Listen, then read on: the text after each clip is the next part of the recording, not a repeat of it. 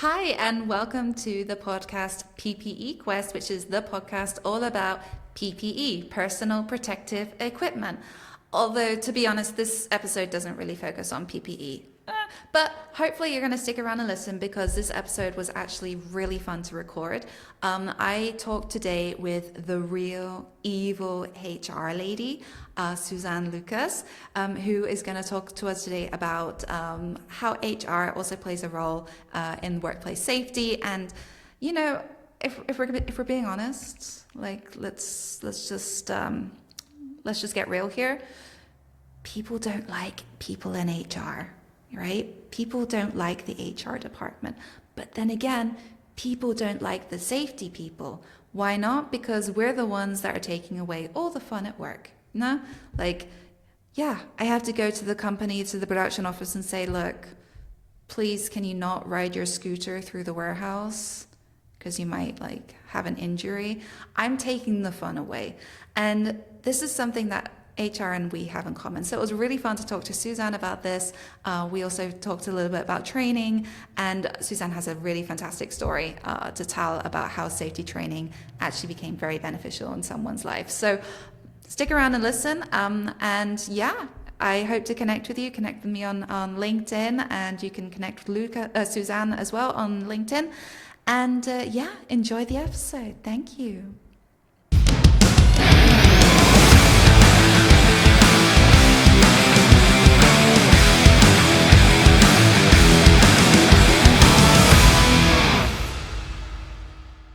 Hi, and welcome to PPE Quest. So today I'm super excited to be joined by the evil HR lady herself, Miss Suzanne Lucas. Hi, Suzanne, how are you?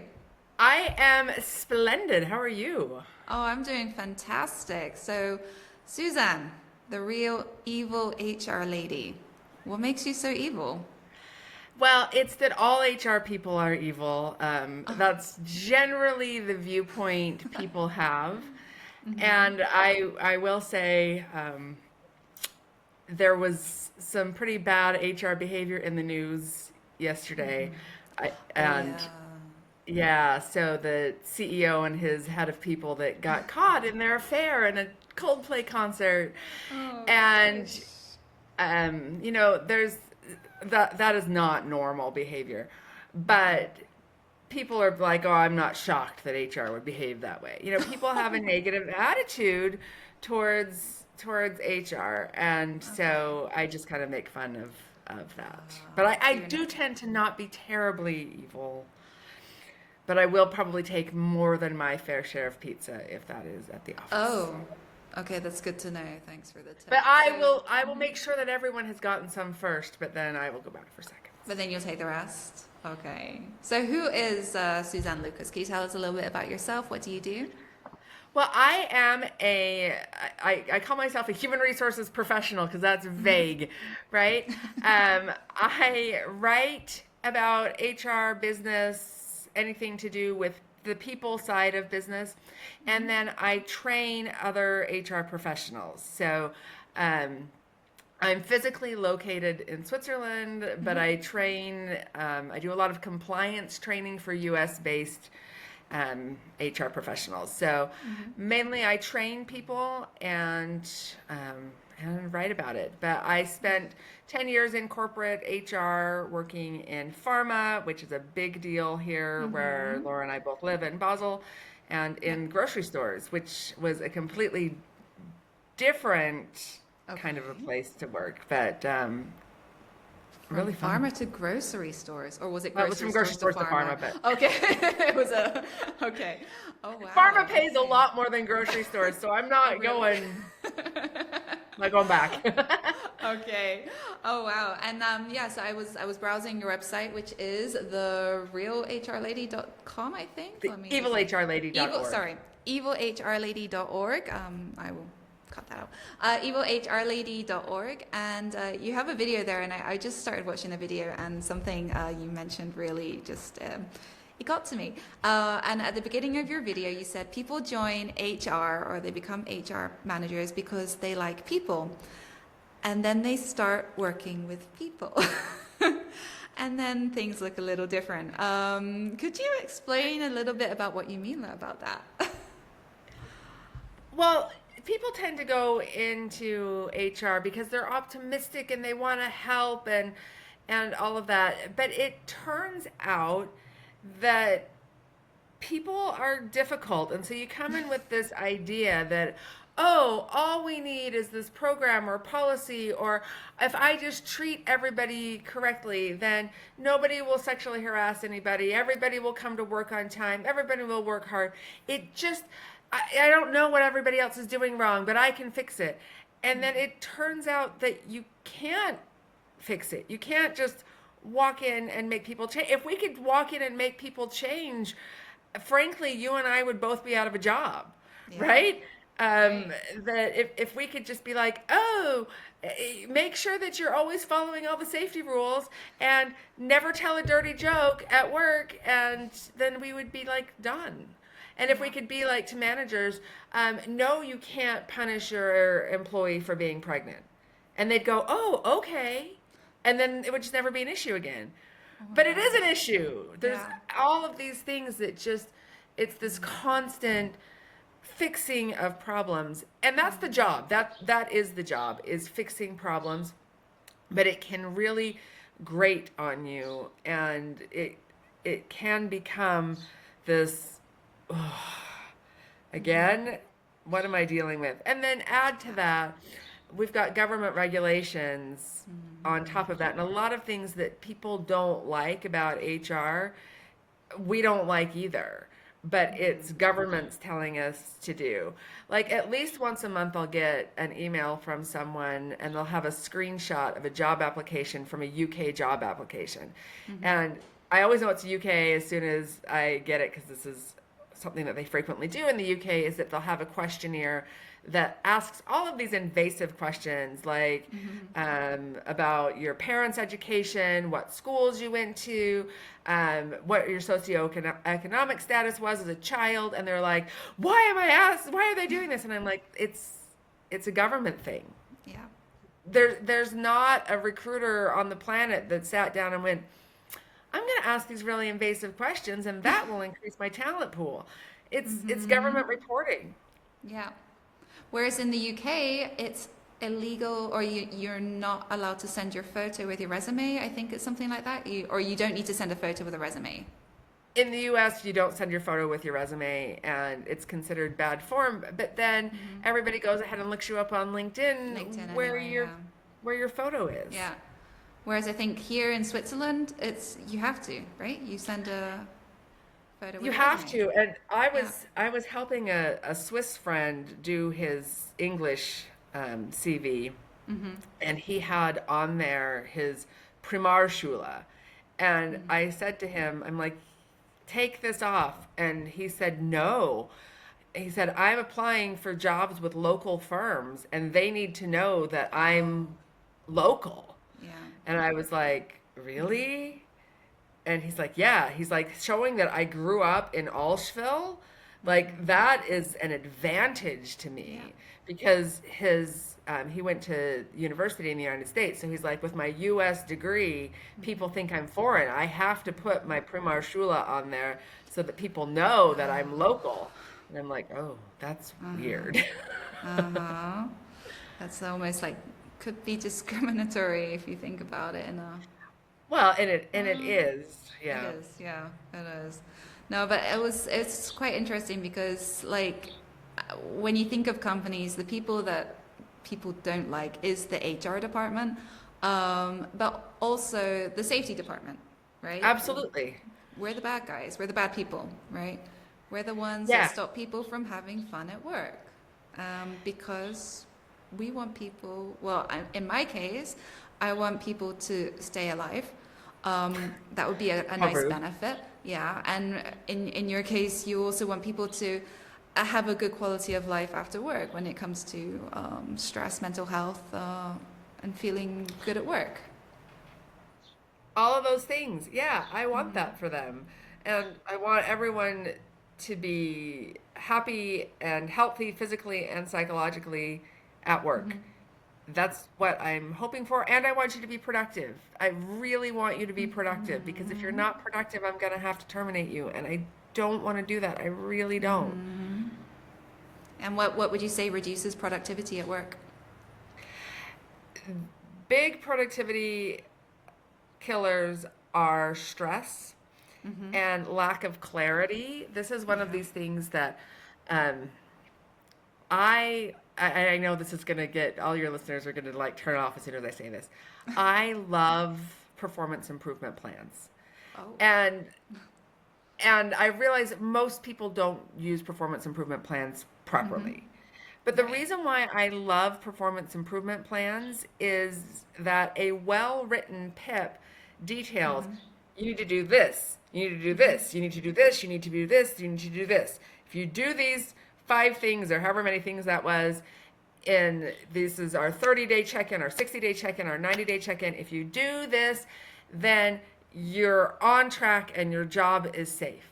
And if you don't do those things, then we're going to terminate you. And it gives this beautiful clarity, which reduces stress. So many managers are not good at clarity, right? I need you to do A, B, C, D, and E. They're just like, get E done. And then they ask you Okay. why you didn't do A, B, and C, Right. right? Because it's in their head. Yeah. Oh, yeah, of course you need to do A, B, C, and D to get E. But employees don't necessarily know that. So that's something that can really reduce stress, is having those clarity around roles and responsibilities, and then having an environment where you're not going to be treated poorly and that you do have some work-life balance. I'm not this huge fan of being like, oh, well, we only need to work 10 hours a week or whatever. I don't actually think that's terribly healthy. Um, but you do need to be able to go home and tune out and tune off Sure. and turn off Turn stuff. off. Yeah. Yeah. Exactly. And like talking about the PIPS, performance improving plans. I mean, we have something also similar in the safety area, which is like the standard operating procedures for work. Right. And again, you have the process that you need to follow, you have the task, you also have the safety information, which again, if you follow everything on this forum in the way that is instructed, you will not get a work-related illness or have a work-related accident, which would then cause you to be sick or take time off work, which I think is very expensive for a company. You want to reduce that, and because Absolutely. yeah, because again, if people are off work, then other people have to do that work, thus increasing the stress in the team and also a bad environment. Right. And like when I mentioned earlier, it'd be great if everybody just follow like you can't punish someone for being pregnant. But there's some realities around here. If if I have a baby, and which will not happen anymore. I'm 52. We are done with that. But Okay. I'm an HR professional, and HR is largely women. And there was a time when my department, we were like popping out babies. It was crazy. Like everybody was pregnant. It was crazy. And so when a manager gets frustrated or angry, or coworkers get angry, you have to realize, yeah, but they're taking this time off, and yes, they should take this time off, and the law requires it, and being a moral person requires that she take time off with the baby and recover and all of that. But we have to acknowledge that me taking time off because I had a baby means that my coworkers have to pick up that slack. And even if you bring in a temp, great, bring in a temp. But how a temp is great if it's Burger King, and I know this because I worked at Burger King in high school, so I speak with authority. We can train you in a day to do everything you need to do, right? Yeah. Run the cash register, make a Whopper, clean the grill. We can train you in a day, 2 days, maybe if you're not that bright. But when I had my babies, I was managing a department. You can't just bring in a temp to be like, hey, manage a department. Like, Yeah. you No, can't do exactly. it. So it puts the stress on everybody else. Yeah. And that's something we Yeah. need to acknowledge. Definitely, you need to acknowledge and also need to plan for it. Like it's not Yeah. a very unusual situation that if you have a female employee, that there may be a chance that she may decide to have children. I mean, it's also the regulation in Switzerland that every woman should be informed about for example, the risks as well of becoming pregnant if they're working in a dangerous working environment, like for example in pharma, right? So this Right. is a topic. Absolutely. This is a topic. Yeah. For sure. And plans have to be done with. So, what was your personal experience with safety in the workplace? You worked in pharma, so this is obviously a safety intensive industry. What Pharma were is super safety intensive, and the site that I worked at, I worked for Wyeth, which no longer exists, so I can talk about them. They got bought out by Pfizer, Okay. and so Pfizer exists, but I never worked for Pfizer. Right. I worked for Wyeth, and I worked at, it was a corporate site and a research development site.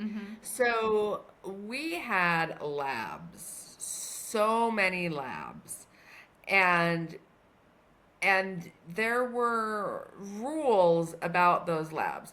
I couldn't just wander into them, right? If I needed to speak to somebody, I needed to make an appointment and have them come out, because there isn't that, you don't want to take any risks.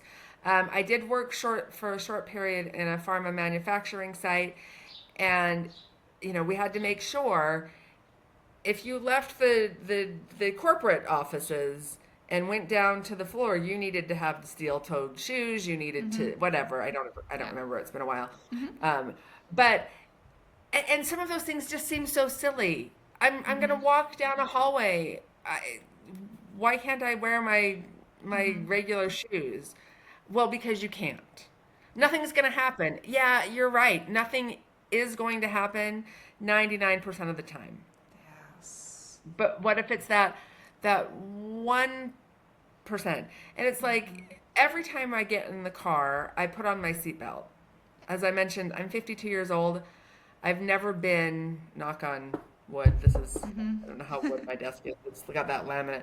I've never been in a serious car accident. I've been rear-ended. My seatbelt has never saved me once. I'm still going to put it on every time. Yeah. And people don't like that. And then the same thing, we give sexual harassment training every year, and everybody hates it. Well, I need you to know, and I need to know that you know, because I'm going to hold you accountable.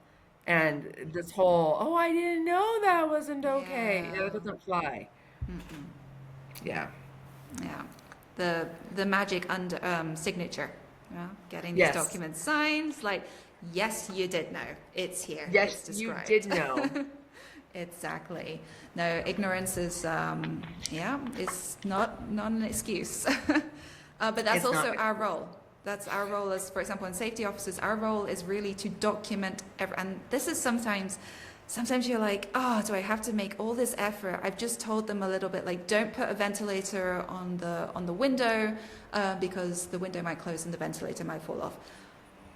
Do I need to get them to sign a document to explain that they understood what I've said?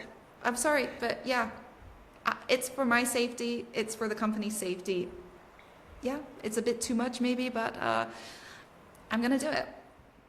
Well, and this is so similar. One of the training classes that I teach other HR professionals is how to document employee behavior. And one of the things that always comes up when you put an employee on a performance improvement plan, or you are writing that up for poor behavior or their annual performance review, the employee is supposed to sign it. And employees are forever being like, no, I'm not going to sign it. And it's like, you're not agreeing with it when you sign it. Your signature means I told you this.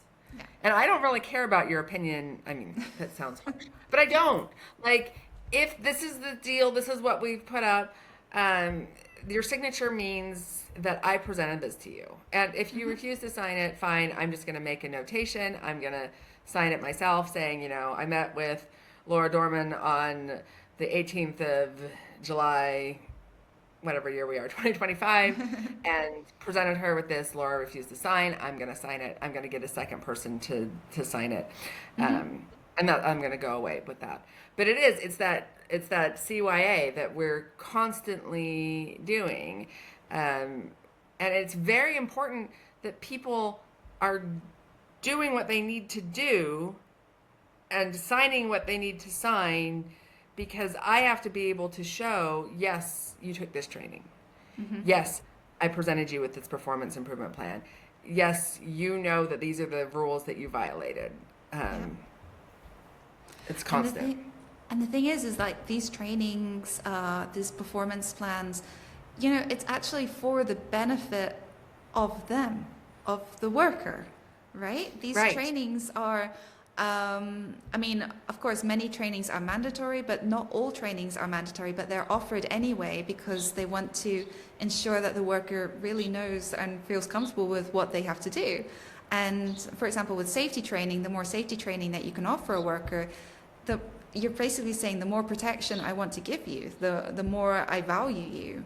And it's a shame when sometimes that's not really accepted. It is a really frustrating situation because, yeah, both you and I are working to protect employees, to make their lives better. That's our goal. I mean, I presume that's your goal. That's my goal. That's your goal. I presume that's your goal. Yes. You know, it's not like, ha ha ha, I just love talking with people about this, that, or the other. And like I said, when I worked at the grocery store, you know, when you're dealing with people are on their feet all day. Yeah. You know, there are safety issues around that. And, you know, when I worked at the grocery store, I was young and had a good back. And now I'm old and don't have a great back anymore. But, you know, those things that I ignored, I can now, in hindsight, see why the safety people were on everyone's case. Yeah, definitely. I mean, it's also another common topic at the moment is the sun, UV. I mean, we've just had a very hot couple of weeks. The UV rays have been very strong. When you're young, when you're about 20, you just go in the sun, you let yourself get brown. How are you going to look in about 30 years, right? Like UV is aging, but also causes potential skin cancer, which we also don't want. But wrinkles, skin cancer. Yeah, and it's those important things at the beginning. And I just think my son, who is precisely 2 meters tall right now, he's humongous.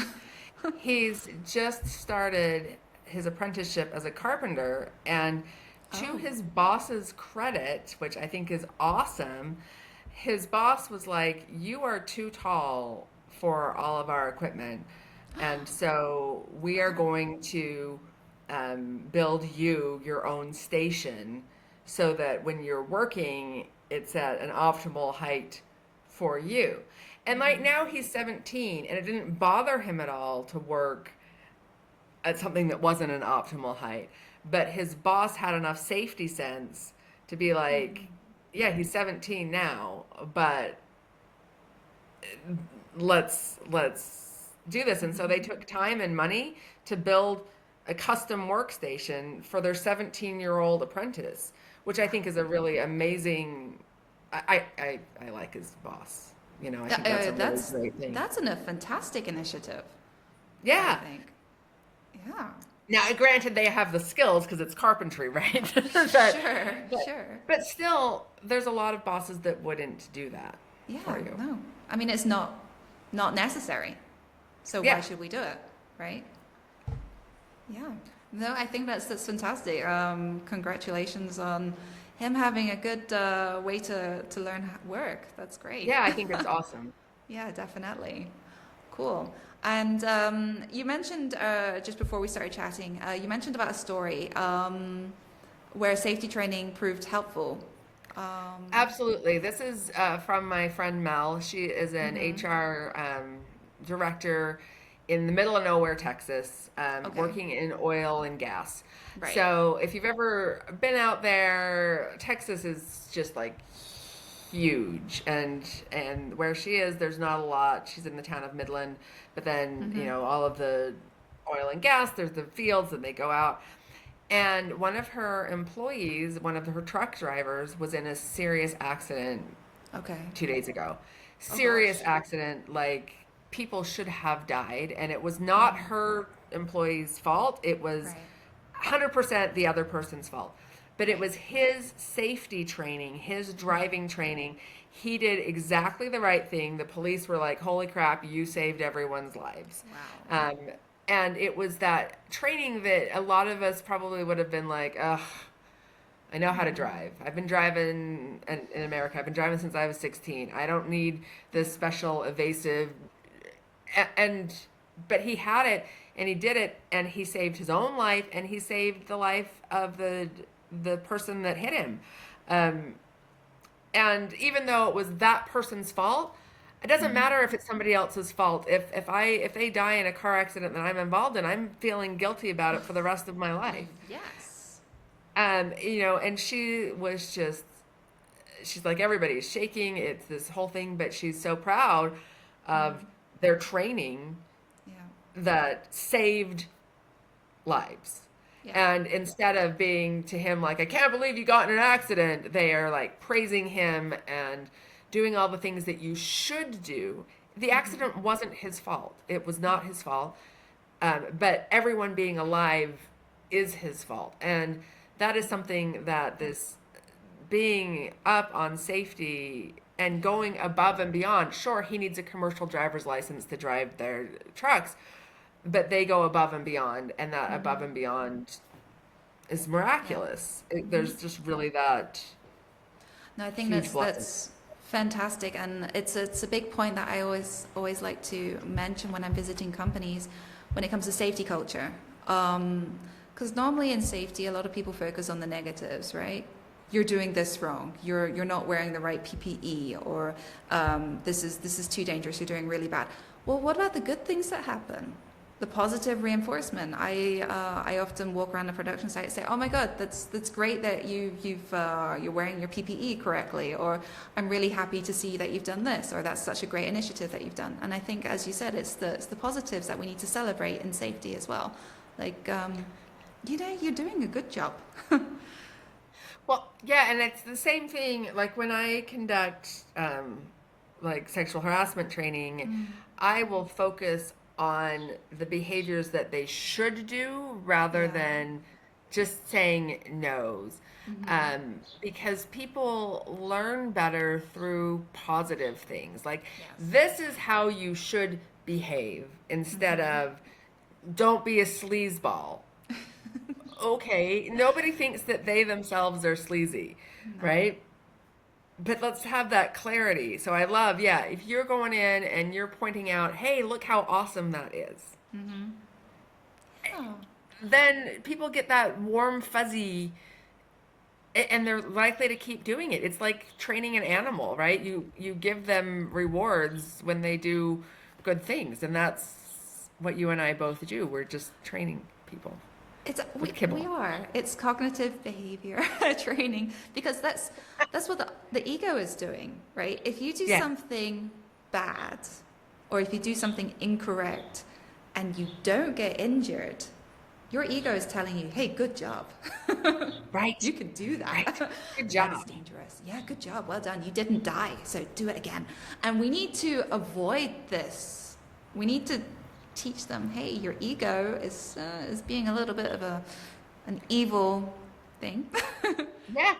We Yeah. need to give that positive reinforcement. And this is something that managers really struggle with. A lot of managers are only giving feedback that's negative. Yeah. And we really want positive feedback. And then one of the things that I always harp on is I want you to give positive feedback because you have positive feedback to give. I don't want you to bring someone in to talk about their problem, but you're like, oh, I need to say something nice. So I'm going to say something nice, and then I'm going to say the problem, and then I'm going to say something nice again. We call it the feedback sandwich, and it's very popular still, and it's so awful because what it trains people is if I say, oh, Laura, great job today on that podcast, that you just go, what's coming?